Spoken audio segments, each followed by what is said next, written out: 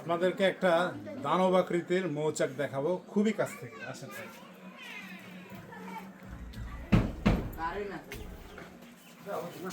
ভাই আপনি আগে আসেন, আরো আগে আসেন। দেখছেন আমি কত কাছে দাঁড়ায় আছি, ঠিক আছে? ভাই একটু আগে আসেন, আমাকে সুবিধা নেবেন এবং এই বড় একদম পুরো চাকটা নেবেন। মৌমাছি কিন্তু ফসফস করতেছে, ঠিক আছে? সাপ যেরকম ফসফস ফসফস করে একদম ওইরকম শব্দ শোনা যাচ্ছে।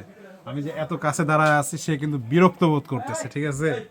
তো আলহামদুলিল্লাহ এই মৌচাক থেকে আমরা এখন মধু সংগ্রহ করব। কিভাবে সংগ্রহ করা হবে এটা দেখাবো ইনশাআল্লাহ। একটু দেখাই। এই যে আমাদের মোয়াল ভাই কিন্তু রেডি হয়ে গেছে, ঠিক আছে? দেখা যাক।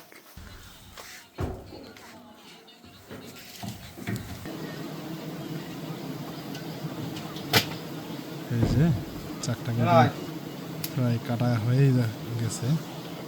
এই যে এই অংশটুকুতে মধু দিছে, এই যে দেখেন মধু বের হয়ে গেছে। ওয়াও,